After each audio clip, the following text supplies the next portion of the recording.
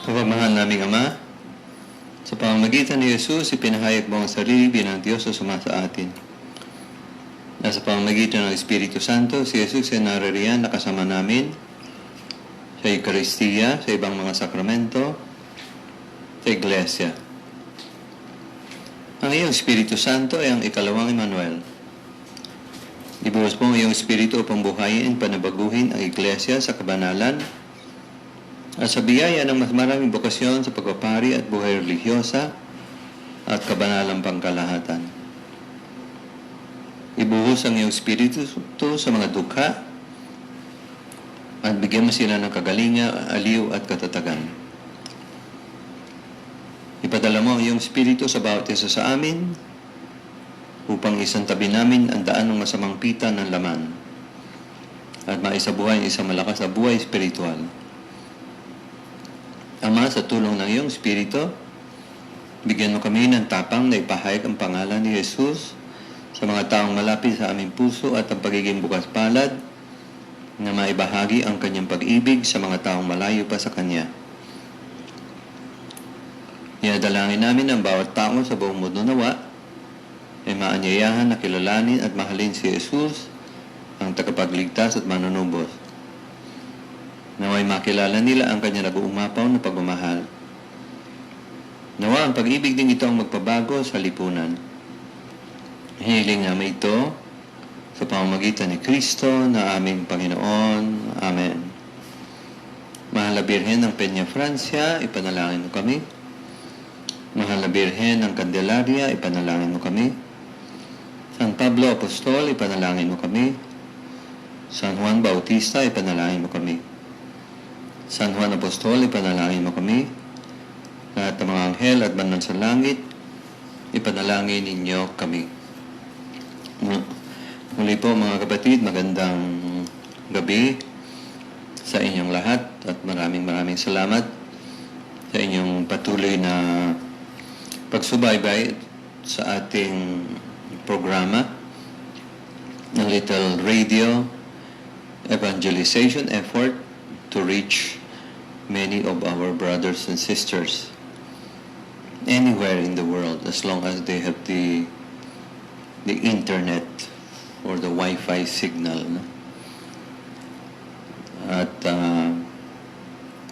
I hope you try to do also, try to help so that we can reach more and more of our brothers and sisters throughout the world.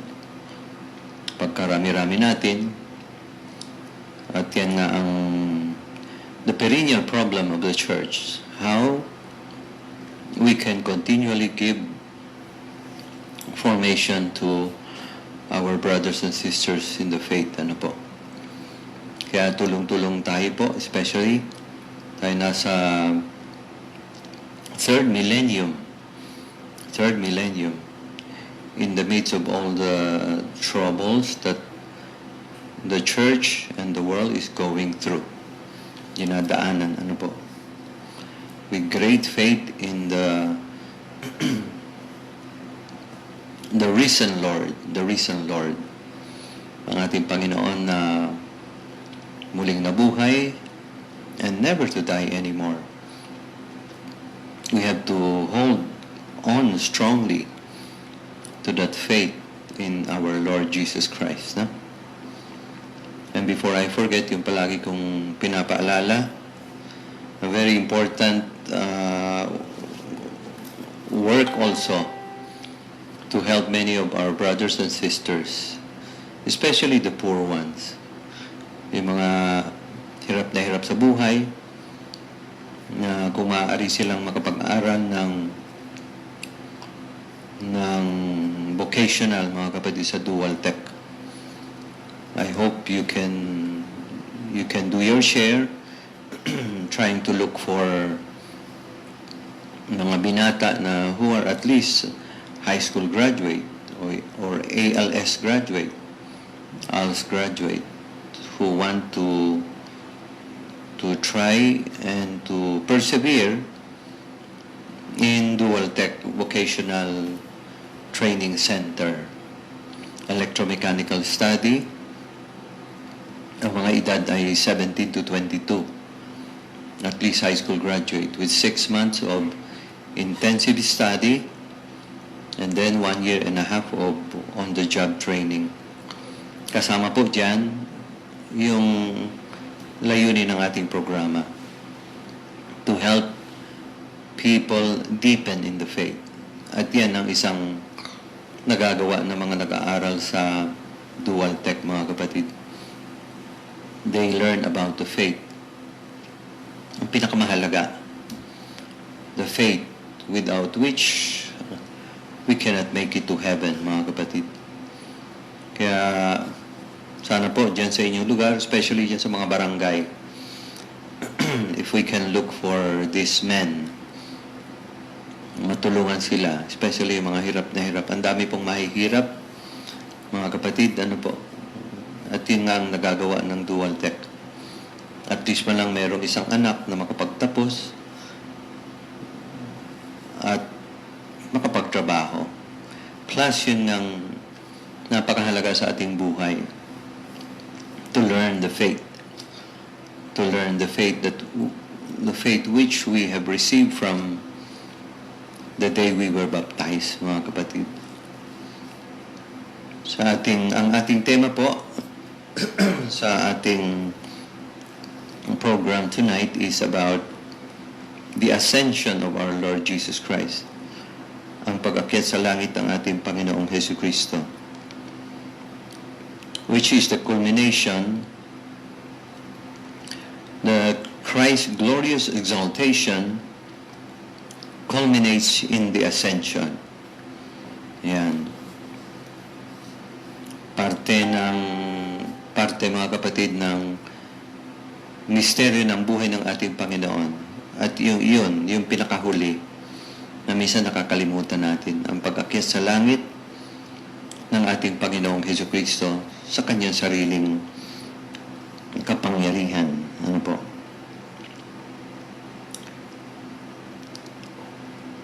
The last gesture of our Lord on earth was to give a blessing as He ascended into heaven. Ano kayang blessing yun? Ano po? Ang blessing na alam natin ngayon is blessing na binibigay namin mga pari, no? I don't know, it could be our Lord just extending His hand to the apostles. Katulad ngayon sa atin, when we say blessing, we bless with the sign of the cross. Ano po? At yun ginawa ng ating Panginoon sa mga apostol. The 11 had gone as Jesus has told them from Galilee to the Mount of Olives near Jerusalem. Mula sa Galilea, sila ay pumunta patungo sa Mount of Olives near Jerusalem. On seeing the risen Christ once more, they fell down before Him as their Master and their God and worship Him. Sinamba nila ang ating Panginoong Jesucristo. Ngayon, after 40 days of rising and being with them, every now and then, nagpapakita ang ating Panginoon to really prove to them napakahalagang katotohanan that Jesus Christ, flesh and blood, rose from the dead. No? A historical fact na hindi siya multo, no? Hindi siya espiritu, kundi yung namatay na si Jesucristo, ang ating Panginoon, bumangong muli. Now they are much more conscious. Pagkaraan ng maraming araw na nagpapakita ang ating Panginoon, mas alam nila, mas conscious sila ng mga bagay na nasabi sa kanila at sinampalataya na nila sa kanilang mga puso and confess with their lips that their Master was the Messiah. Bago siya umakyat sa langit, they were more conscious, much more conscious of what they had for some time believed in their hearts.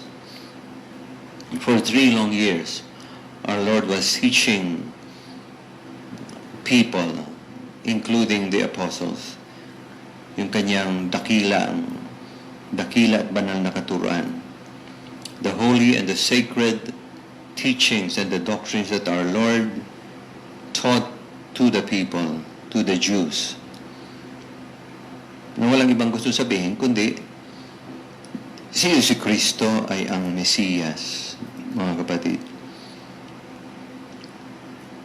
They were delighted and full of joy at having their Lord and their God so near.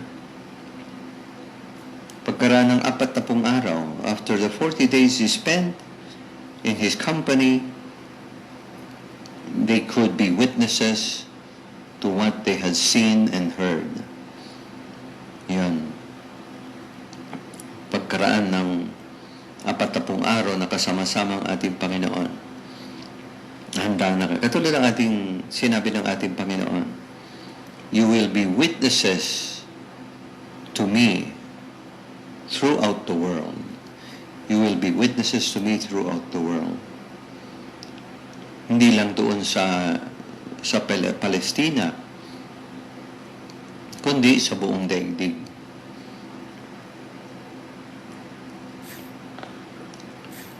The Holy Spirit would confirm in them the teachings of Jesus and would lead them to the complete truth. Ang sabi ng ating Panginoon, di ba? Manatili kayo sa Jerusalem at ipadadala ko sa inyo ang patnubay, and I will send you the advocate who will bring into your understanding all that I taught you, sa tulong ng Espiritu Santo. Kaya napakahalaga, mga kapatid, ng ikatlong persona na ngayon tayo'y naghahanda, no? Naghahanda tayo sa pamamagitan ng desenaryo sa Espiritu Santo. Sana itong mga araw na ito, mga kapatid, na napakahalaga na bawat isa sa atin in our personal prayer or could be communal sa parokya o di kaya ang buong pamilya, magkaibigan, mag-asawa, nagdadasal at dinadasal yung decenary to the Holy Spirit. Sapagkat kailangan natin ang Espiritu Santo, no? He is the sanctifier. Siya ang nagpapabanal sa atin, mga kapatid. The sanctifier, the Holy Spirit, the Holy Ghost, no? Naalala ko nung maliit pa ako. The Holy Spirit was called the Holy Ghost. The Holy Ghost. Ito mga araw na ito, mga kapatid, kindly tell all our brothers and sisters, ang inyong mga anak, in their personal prayer, pray a lot to the Holy Spirit. Magdasal sa Espiritu Santo upang bumaba uli sa atin at punuin tayo, puspusin tayo ng kanyang regalo, ng kanyang gifts, the gifts of the Holy Spirit, upang lalo nating maisabuhay ang pananampalataya. No? Especially, mga kapatid, yung napakahalagang kailangang mangyari sa bawat isa sa atin. Ano po? And not to take it for granted. Bawat isa sa atin, kailangan ang grasya ng pagbabalik loob. Especially ang mga mag-asawa. Especially ang mga binata at mga dalaga. No? Saan nanggagaling yung mga mag-asawa? Galing sa mga dalaga at binata. No? Kung nga ngayon, mga kapatid, it becomes more of a very strong conviction na ang mga lalaki, especially the boys, the boys have to really pray the rosary. Mga kapatid, tayong mga lalaki, we have to pray the rosary. Ang mga binata, lalong-lalo na. Learn, teach. Sikapin po natin, kayo mga may asawang nakikinig sa akin, kayo mga binata. Please don't forget to really exhort and convince many of these boys, itong mga young professionals, to have a deep devotion to Our Lady through the Rosary. Katulad ngayon, today is the first Saturday, di ba? Immaculate Heart of Mary. To develop a deep devotion to the Immaculate Heart of Mary, especially through the praying of the Rosary. Napakasimpleng dasal, subalit makapangyarihan, no? Basahin po ninyo yung talambuhay, yung istorya ng buhay ni Saint Padre Pio, di ba? Saint Padre Pio had a deep devotion to Our Lady, especially through her rosary. Araw-araw, nakakailang rosaryo si Saint Padre Pio. Mula mga 20 hanggang 25 yatang rosaryo sa maghapon. Sige-sige ang dasal niya ng rosary. Kaya naman, ganon-ganon na lamang ang mga kababalaghan na ginawa ng Panginoon sa Kanya through the help of Mary. And sa inyo mga kapatid, lalo na sa mga esposo, sa mga lalaki, to the spouses, sa mga mister, please help your fellow spouses, your fellow husbands, mga kapwa ninyo, mga may asawang mga lalaki. Help them to love and to learn to pray the rosary, mga kapatid. Pakiusap ko po sa inyo, ano po? If there is one prayer that you want that could facilitate, no, in an easy way, in a quick way, sa madaling paraan para magkaroon ng pagbabago ang mga kalalakihan. Lalo na, ang problema ng mga kalalakihan, ng mga may asawa, yan, yung bisyo, the very big problems of men, tayong mga lalaki, no? Ang bisyo ng sabong, ang bisyo ng sugal, ang beer house, di ba? For the boys, sabi ng isang kaibigang konduktora, sabi niya, nahirap pag, ayan na, mga magbabarkada, pag narinig mo na yung, for the boys, and suddenly, these people forget about morality. Nakakalimot na sila ay may asawa. Diba? Lalo na pag may inom. Kaya isang napakasimpleng dasal na kailangan natin mga kalalakihan. Kahit kami mga pari, no? Kahit kami mga pari, we need to pray the rosary. No? And more rosaries para kami rin lalong bumait. No? Na makita namin yung aming mga pagkakamali. No? To be humble, to be meek. Kailangan makita ng mga mananampalataya sa mga pari, no? ng mga mababang loob, no? Mga maamo, no? Para madaling lapitan, no? Hindi mahirap kausapin, di ba? Kasi minsan yun ang nangyayari. We are Christians and yet mahirap tayong lapitan, mahirap kausapin.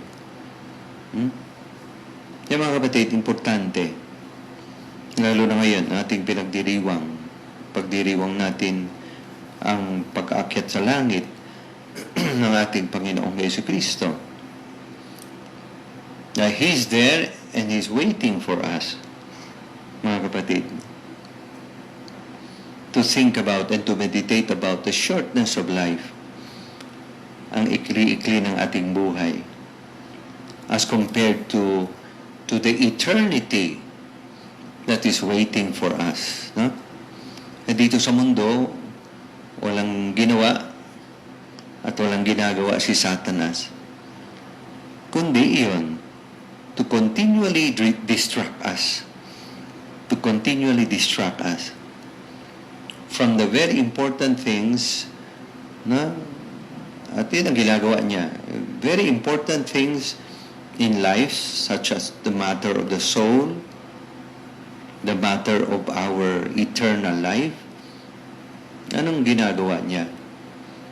Put it there, put it aside, put it aside. Palaging ganon, di ba? Ang pagsamba, ang pagsimba. We find so many reasons not to go to Mass. Nakakalungkot minsan. Ano po? We come late. Di ba? We come late. Niyayaya na tayo ng ating mga misis.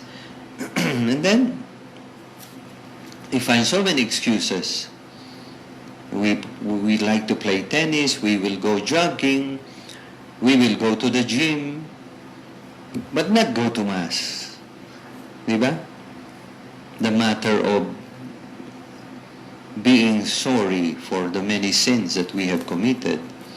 Mga kasalanan natin, lalo na yan. Di ba? Palagi kong inuulit-ulit.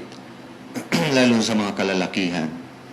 Pagkarami-raming mga lalaki, they never think about sorrow for sins. Di ba? Parang iniipon natin eh. Hindi katulad ng mga babae. Meron din sigurong babaeng mga ganon, mga bulag-bulagan din sa, nabubulag din sa kanilang mga, but definitely there are so many men. Di ba?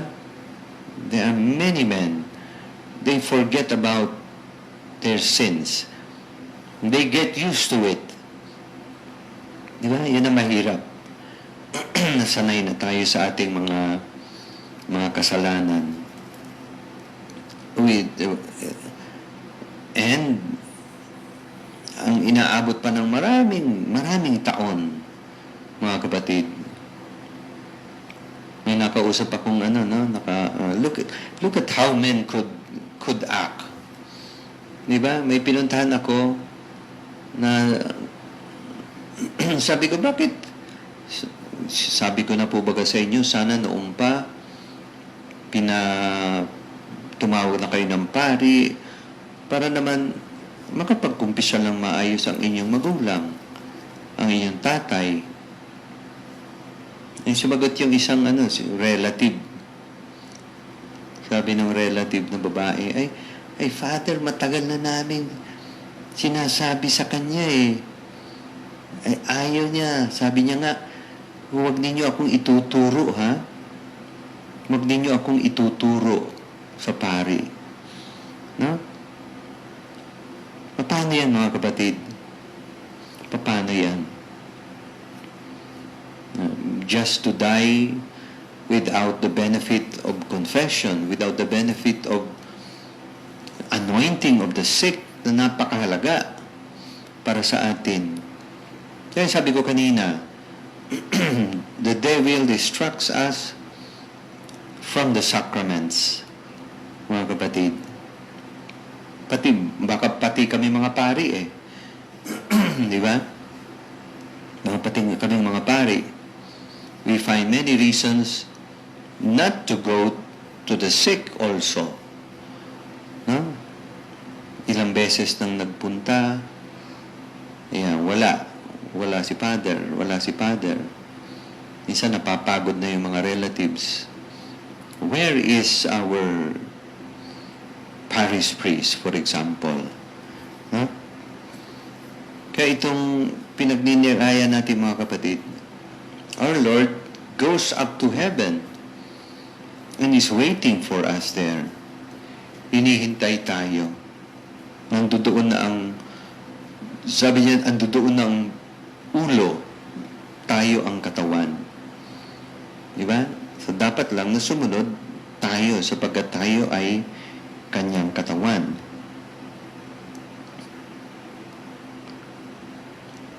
The Master spoke to them as only God could. Jesus came and said to them, Sabi ng ating Panginoon, lahat ng kapangyarihan, all authority in heaven and on earth had been given to me. Jesus confirmed the faith of those who worship Him and taught them that the power they were to receive was a sharing in His own divine power. Diba?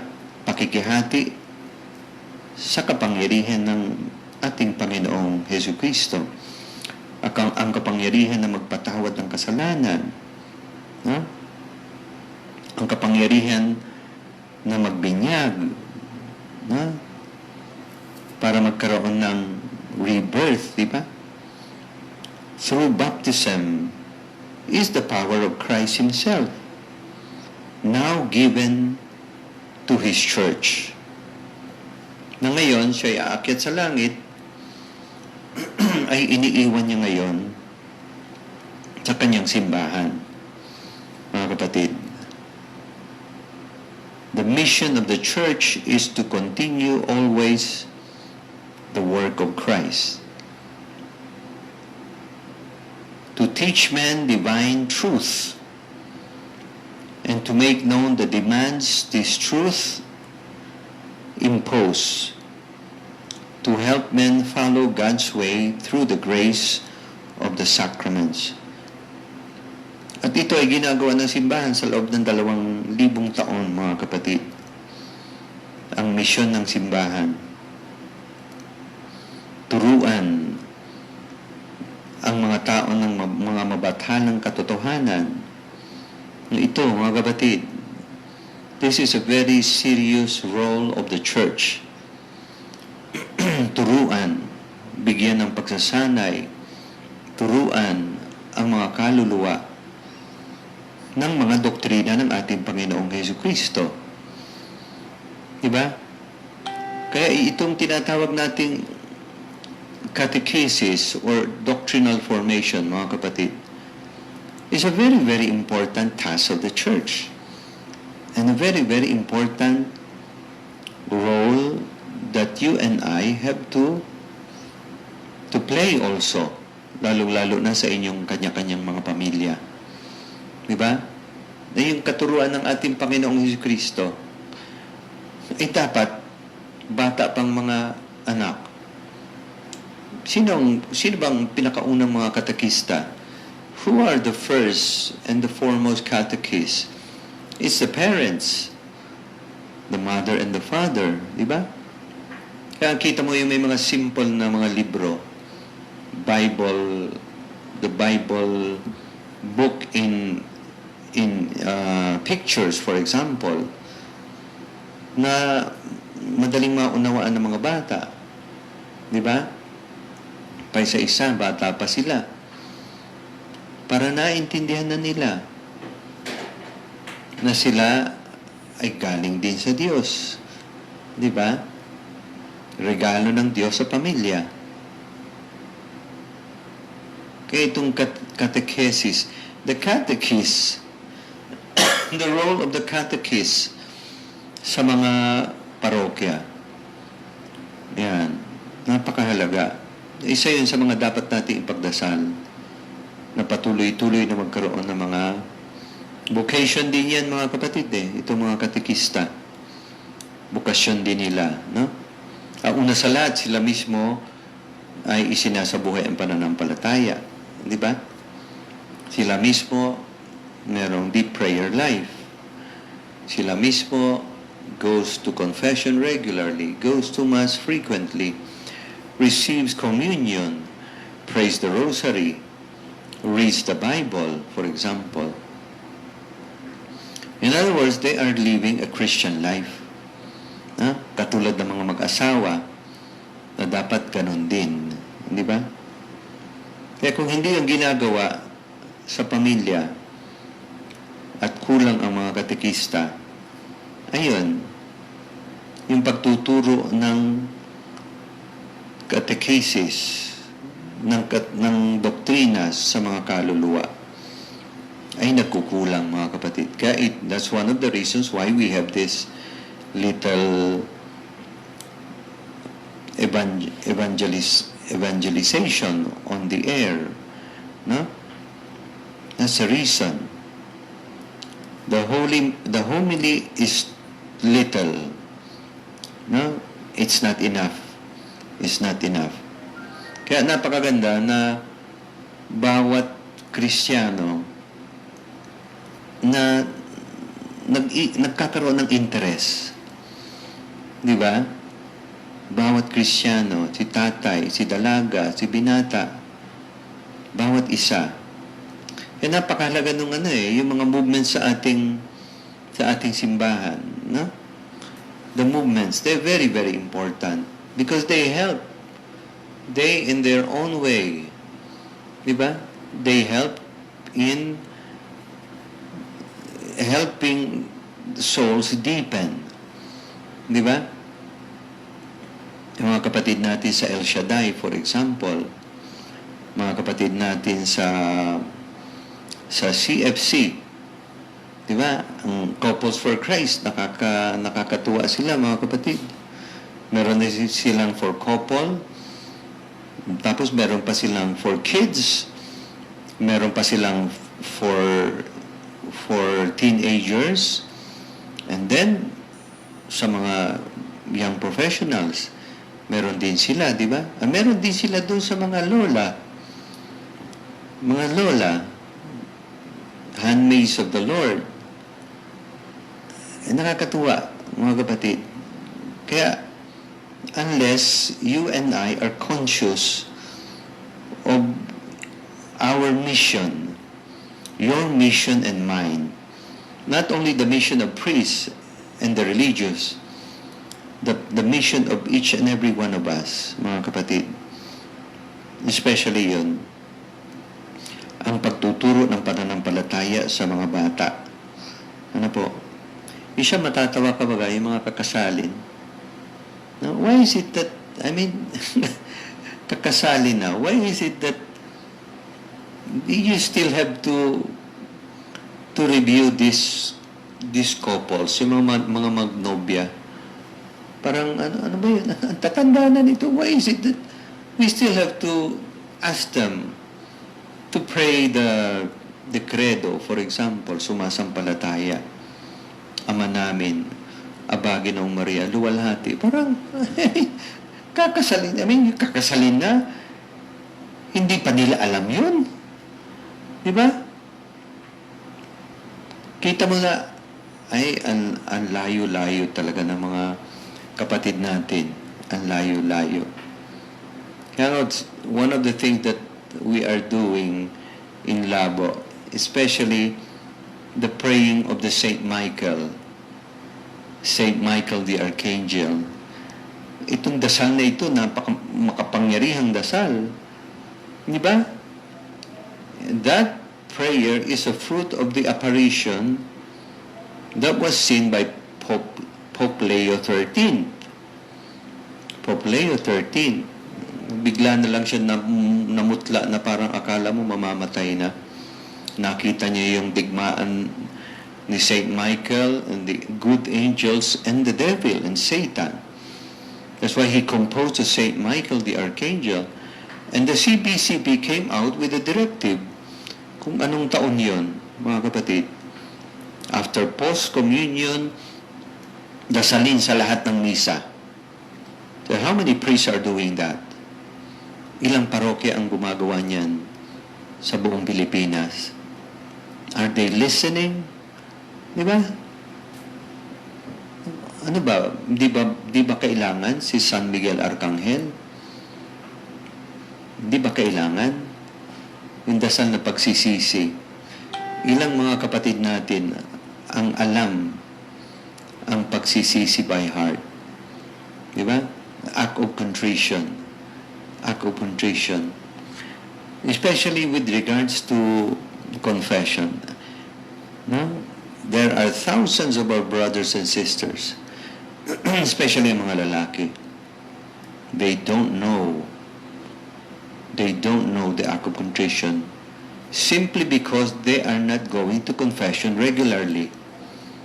Di ba? Kasi kung alam nila, automatic yun eh.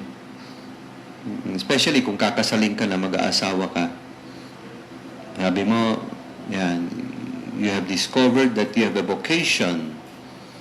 You have a vocation to married life. That's a vocation. Diba? Kung, if they have been living the Christian life, mula noong dalagita sila, binatilyo, ay di tamang-tama yun, di ba? Papasok sila sa buhay may asawa. Di ba? Dapat ganun ang mga kinakasal. No? Hindi yung kakasalin pa lang, hindi nila alam. Ang dami natin kinakasal, mga nagsasama na, o kaya mga kasalawes, mga kapatid. Ano? Sana, yan po ang nais kong paalala sa ating lahat. Ano po?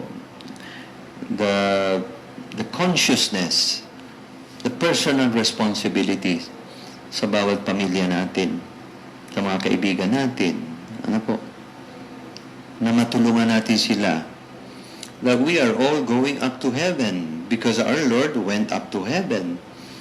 The head went ahead and we are the body. We're supposed to follow. Susunod tayo, mga kapatid. Kaya Satan is so very, very good at distracting us. Di ba? Especially our prayer.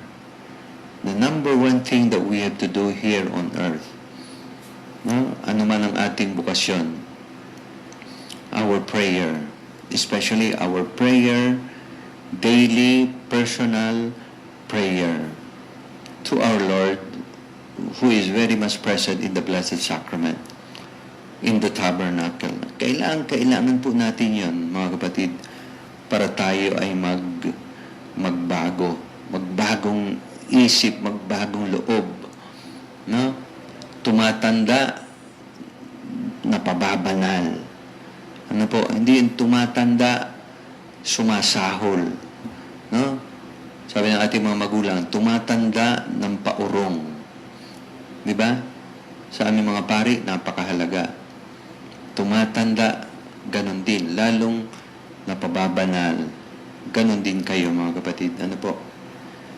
So let us have one break. Let us hear a song by Paul McCartney and Stevie Wonder, Ebony and Ivory.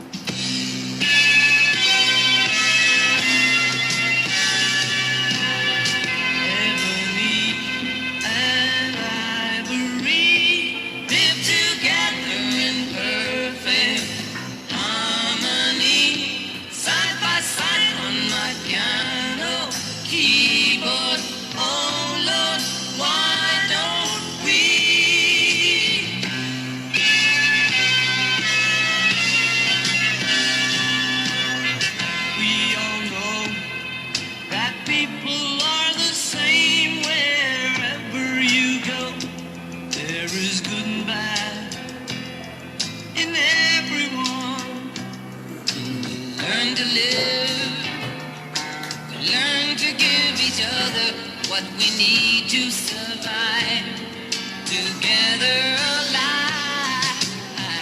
Ebony and ivory live together in perfect harmony, side by side on the piano keyboard.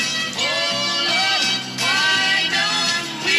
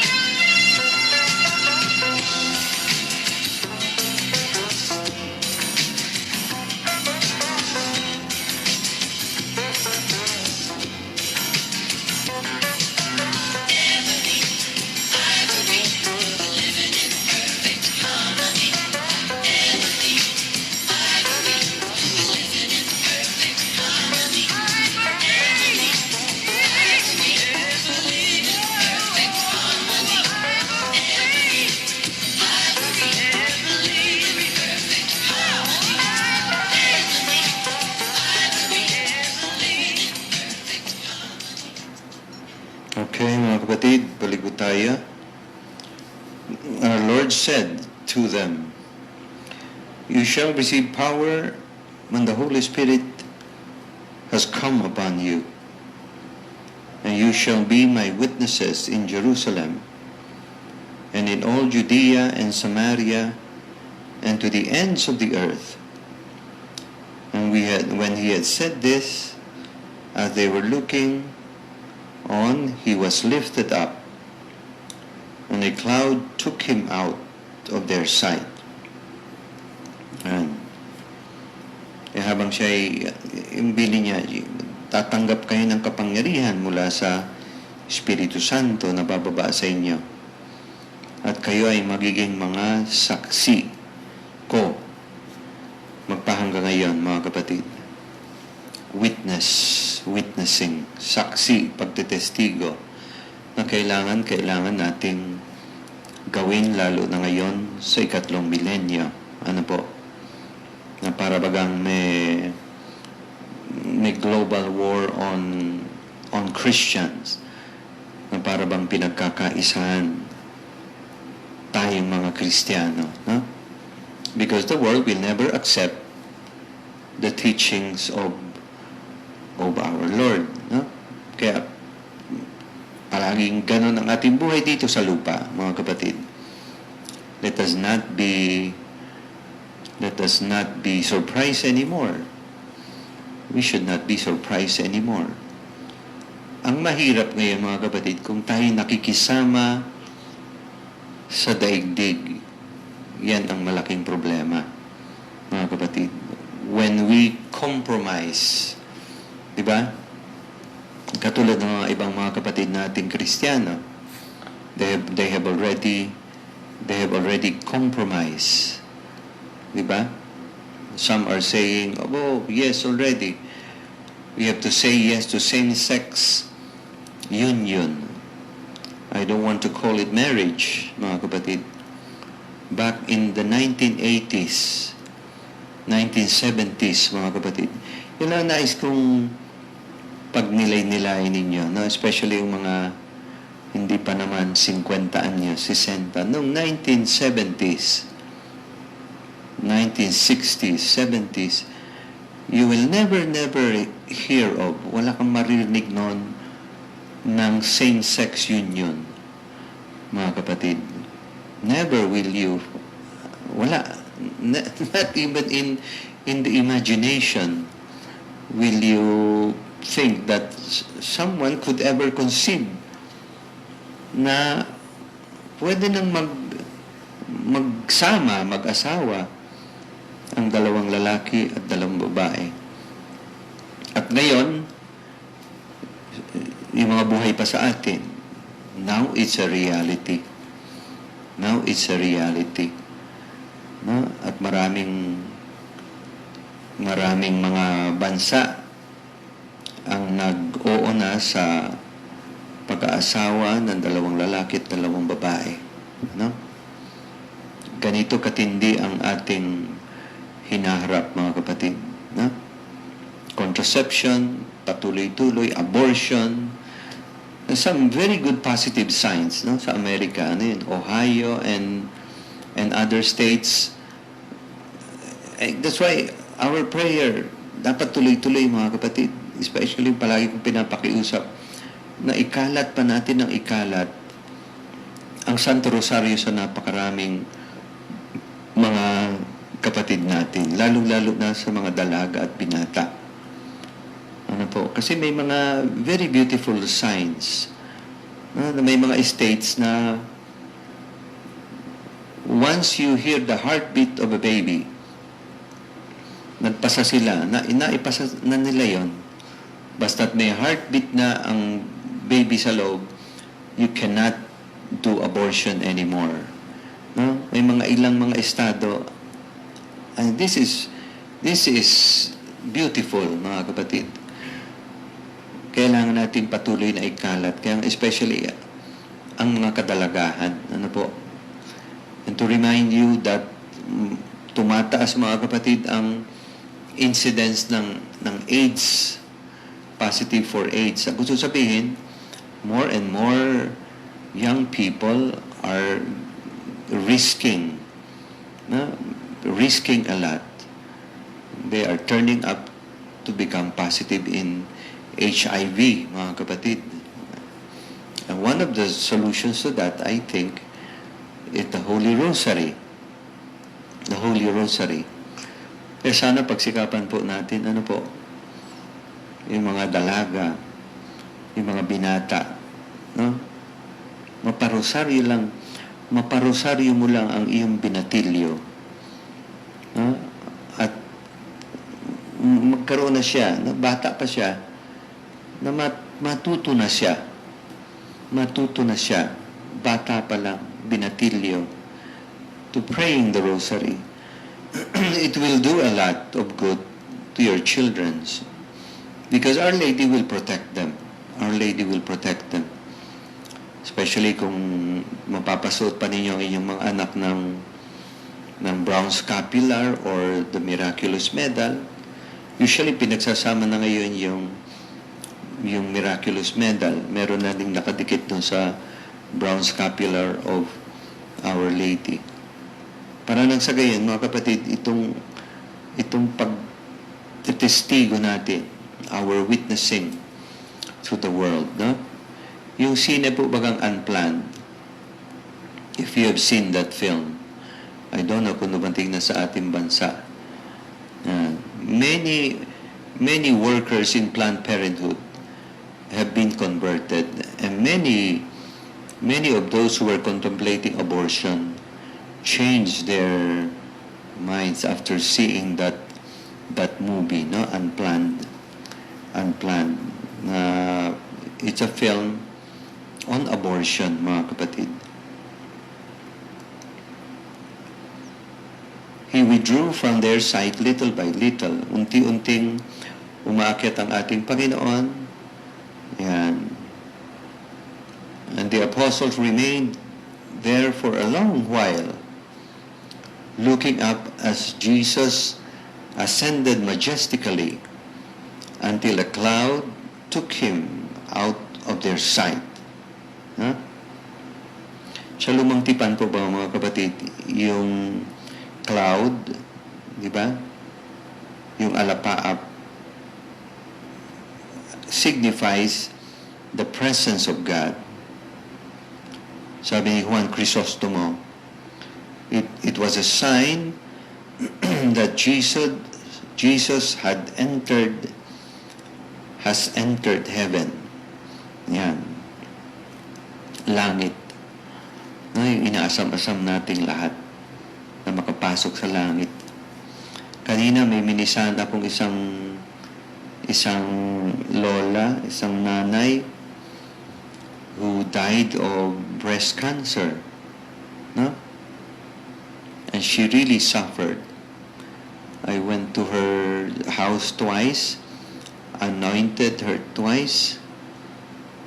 She was heroic. She suffered for Jesus. And now, hopefully, I wish that she is already in heaven. Minsan awang-awa tayo din sa mga taong may sakit, mga kapatid, ano? Pero, minsan isipin natin na dahil dun sa mga sakit, lalo na one who suffers from the pain of cancer, mga kapatid, these people might already have done their purgatory here on earth, mga kapatid. No? Minsan awang-awa tayo. But these people probably have already done their purgatory here on earth. They have purged, nakapagbayad puri na sila. Hindi lang sa kanilang mga kasalanan, kundi sa mga kasalanan ng maraming mga makasalanan sa buong daigdig. Iyan nga ang I learned that from Saint Jose Maria. Yung mga sakit nitong mga may cancer, no? Yung mga mabibigat ang sakit, those with renal failure, liver cancer, pinapakiusap ko sa kanila na pakialay mo po yung iyong sakit na nadarama para sa conversion naming mga pari at ang mga seminarians at ang mga obispo. Pinapalimos ko mga kapatid. I try to ask it from them. Sapagkat kailangan namin ng grasya ng Diyos. Sobra-sobra ang galit sa amin ni Satanas, mga kapatid. The Satan hates priests very, very much. No? Especially kapag ang pari ay nagpapakabanal, nagpapakatino. Nagsisikap na maging mabuting pastol. Ano po? Yung mga paring malayo na sa Diyos, yung mga paring may kalokohan, wala na dun. The same as ang isang lalaki nasa droga, bababae, wala na dun ang demonyo. They are already in the bag. Pero dun sa mga nagpapakabanal, esposong nagpapakatino, nagpapakabanal, especially mga lalaking nagro-rosaryo, galit na galit si Satanas sa mga yan. Because he cannot make them sin mortally anymore. No? Kaya naisip ko mga kapatid, itong gulo sa pamilya, which usually, saan galing ang gulo sa pamilya? Usually it comes from the man. It comes from the boy. Diba? Kasi kung papasok sa buhay may asawa, na hindi naman na buhay ang pananampalataya. Hindi naman sinasabuhay ang pananampalataya. And there are thousands and thousands of men who are like that. Kahit yung mga kasal pari, halatang-halata mo, di ba? O nga't kasal sila sa pari. Pero makikita mo, hindi lang lalaki, kahit babae. Because of a lack of formation. Di ba? Ang dami-dami mga esposo, ang huling kumpisal nila ay nung araw ng kasal. How do you expect these people to live a holy life? Mga kapatid, nung 1980 ang huling kumpisal, nung araw ng kasal. Nung 1975. Such a long, long time. How do you expect the Holy Spirit to be able to guide and to lead these people to holiness? No? Kaya itong pag-aakyat ng ating Panginoon sa langit, no? It behooves us. Tinutulak tayo. It's a very strong incentive for us. Naisipin natin ang maraming mga kapatid natin. Diba? Ang nakakaawa yung mga kapatid natin na nahatak na sa ibang pananampalataya, for example. Just because they did not get to know the truth of our 2,000-year-old faith. Diba? Yan ang nakakalungkot, mga kapatid. Kaya pagsikapan natin, Jesus' life on earth finished not with His death on the cross, but with His ascension into heaven. No? Ang buhay ng ating Panginoon ay hindi natapos sa Kalbaryo, kundi sa kanyang pag-akyat sa langit. No? It is the last of the mysteries of His life here on earth. Ang pinakahuli sa mga misteryo ng buhay ng ating Panginoon dito sa lupa. At ito'y imbitasyon sa bawat isa sa atin, di ba? Ayun ang ginagawa natin sa bawat misa sa buong taon, di ba? Ano bang ginagawa natin sa ating liturhiya? We go through the mysteries of the life of our Lord Jesus Christ, di ba? The Paschal mystery. Di ba? Yun ang ginagawa. Di ba? Let us try to remind and to teach our brothers and sisters. Kaya importante na yung ating pakikisa sa liturhiya ay tuloy-tuloy buong taon, mga kapatid. Ano po? Kaya nga napakahalaga na palagi tayong nagsisimba. Hindi ba? Ay, ang dami-dami nating mga kapatid. Di ba? Ang dami lang nilang dahilan na huwag magsimba sa mga barangay. Ano po? Lalo na sa barangay. Kaya pagsikapan natin yung mga kapatid natin sa barangay. Ano po? Especially kung maaaring kung naabot ng ating signal na makinig sa ating programa, ang ating Facebook Live, no? Ang maraming nasa Facebook. If only we can reach them. If only they can listen to us. Especially the beauty of the liturgy that we do in our faith life as Catholic. Diba? The liturgy. Na kung saan dinadaanan natin.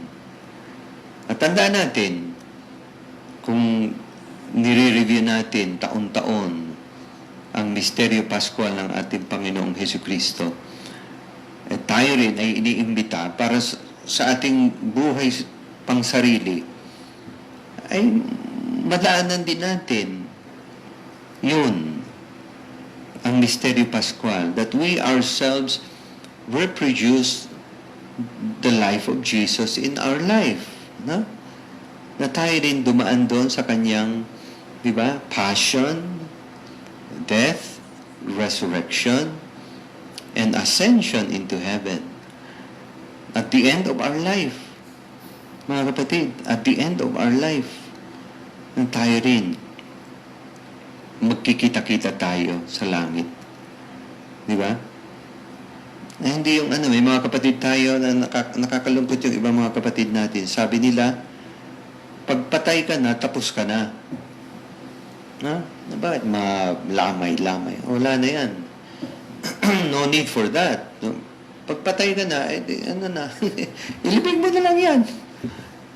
Ilibig mo na. Madalaw ka pa sa puntod. No need. Wala na. Patay, wala na. Totally no connection. Ang pangit na napakapangit na katuruan. Napakapangit na katuruan. Katulad sa atin, di ba? We know that only the body dies, but the soul continues to live. Kaya, kung nagmamalay tayo, if we have a living faith, dapat alam natin that our loved ones are already, and hopefully, they are already in heaven. Di ba? Kaya napakahalaga Hindi katulad nung sabi niya, pagpatay na, you cannot do anything anymore. Tapos na yan. Wala na. Nothing. Nada. Samantalang tayo, we are connected and we can do something for all those loved ones who are already there. Di ba? Especially, isipin niyo yung mga relatives niyo na hindi ako na iniisip ko po iyon. May mga relatives tayo na hindi nila na tumanda sila, nag 40, 50, 60 years old, may asawa, hindi nag-asawa, but they never got to appreciate the faith. They never got to appreciate the faith. And how sad. How sad, mga kapatid, no? Nakakalungkot. Kaya tayo na mga buhay pa, kayo na nakikinig, ayan, is a challenge to know the faith, in order to live the faith, in order to live by faith, mga kapatid. Especially yung mga, pagbuhay ang pananampalataya natin, di ba? Kita natin kapag dumadaan tayo sa mga pagsubok, hindi tayo na de-depress. No, hindi tayo dapat malungkot because we we are suffering with the passion of our Lord. We unite our sufferings to the passion of our Lord. Diba? Tayo dumadaan din doon. No? Kaya Saint Josemaria Escrivá, he would always repeat that. I learned that, no, going to the center of Opus Dei. Yan. Madalas naririnig ko doon sa mga, hindi lang sa pari, kundi yung mga members of Opus Dei, those people who stay in the center, offer it up. No? Offer it up. Ialay mo sa Panginoon. Diba? Kayo, ilang beses kayong nasabihan ng ganyan. O kayo, ilang beses kayong nakapagsabi niyan sa kapatid. Offer it up. No? Three words na hindi na naalis sa utak ko. Pati sa aking nanay. No? Minsan yung aking nanay, niloloko na ako, naalala ko noon. Oh, si Mr. I remember my mother. Oh, si Mr. Offer it up. Mr. Offer it up. I learned that. And thanks be to God. Even the priesthood became a reality for me. No? Kaya mga kapatid, pagsikapan natin, habang andito tayo sa lupa, ang isip naman natin ando doon sa langit. No? Nando doon sa langit. It is the last of the mysteries of His life here on earth. It is a redemptive mystery which together with His passion, death, and resurrection makes up the Paschal mystery. Yun. Diba? Sabi natin, yung huling yugto ng mga misteryo sa buhay ng ating Panginoon. Ano yon? Yung pag-akyat niya sa langit. Ano po? Pag-akyat niya sa langit. It was fitting that those who saw Christ die, diba? Ang daming tao, nakita nila our Lord's, diba? Shameful death. Diba? The shameful death of our Lord Jesus Christ. Ito nga, mga kapatid, hindi nga maintindihan ni President ni Duterte. Diba? Kaya ipanalangin natin siya. Diba? Poor guy. He doesn't understand. He doesn't understand this. He commits blasphemy. Diba? Hindi niya naintindihan. He doesn't have the gift of faith. The gift of faith that you and I have. No? Na hindi natapos doon sa Kalbaryo. Diba? Para sa kanya, putang, meron pa siyang mura, diba? Ako, Diyos, papako ninyo. Diba? Sinabi niya yata yun Diyos. God who suffers, that He cannot understand. God who suffers for love of you and me. No? Yung sabi ni who was that? Saint Augustine. God loves each one of us as if there's only one of us to love, to save. No? Ganon tayo kamahal ng Diyos kahit pa iisa lamang tayo na dapat iligtas. Mga kapatid, ganon tayo. Sabi ni San Agustin. Ano po? Kaya don't take your faith for granted. The fact na nagsisimba ka, naniniwala ka. Thank God for that. Thank God for that. Because some people really don't have faith. Like this guy. No? It's very clear. Sabi niya, I have my own religion. No? Gagawa ako ng aking sariling no? I don't buy that. No? I don't buy that. Sabi niya. Those who saw Christ die amidst insults and scoffing and mockery on the cross should see Him now exalted. Di ba? Ngayon, ang vindication ng ating Panginoon, umaakyat siya sa kanyang sariling kapangyarihan ng maluwalhati, mga kapatid, exaltation of our Lord.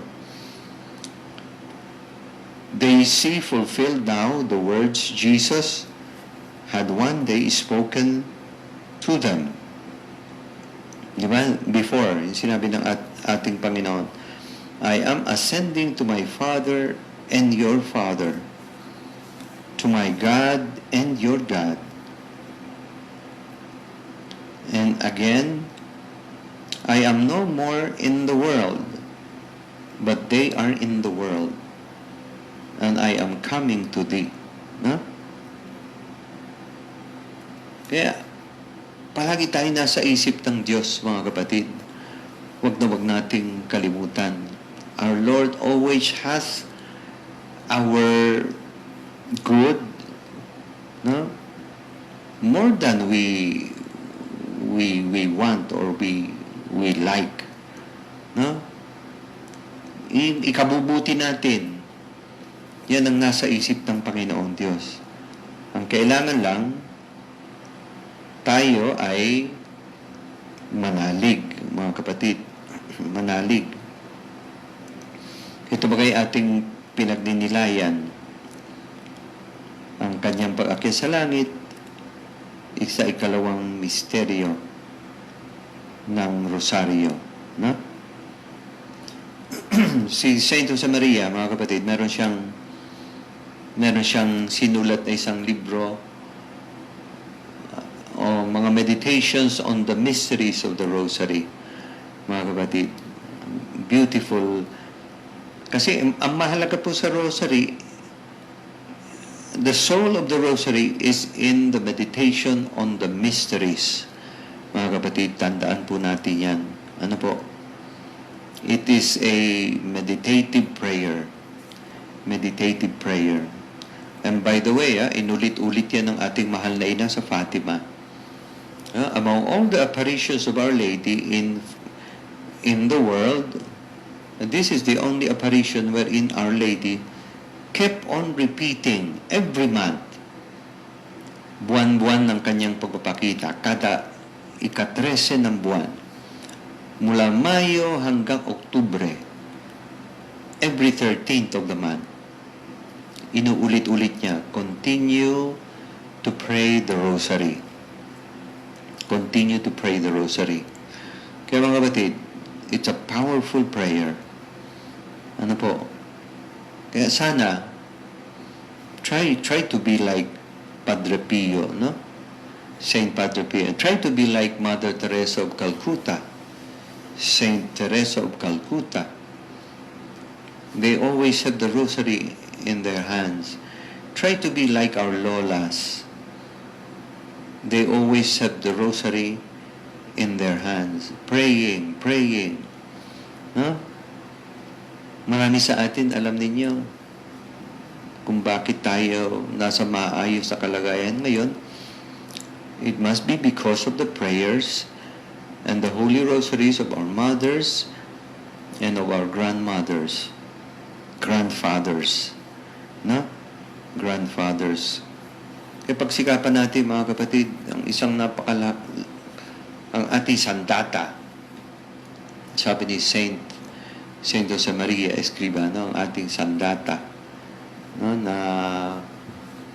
kailangan natin habang tayo nandito sa mundo, yung Santo Rosario. Ano po? Let's try to have one music, mga kapatid. Chicago, hard to say I'm sorry. We have to say sorry.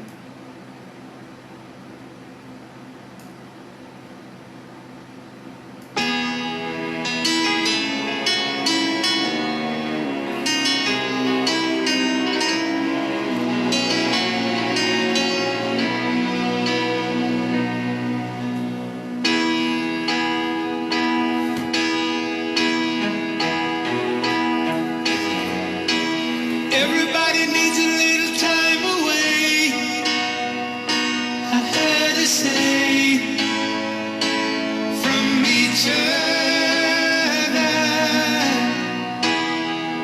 even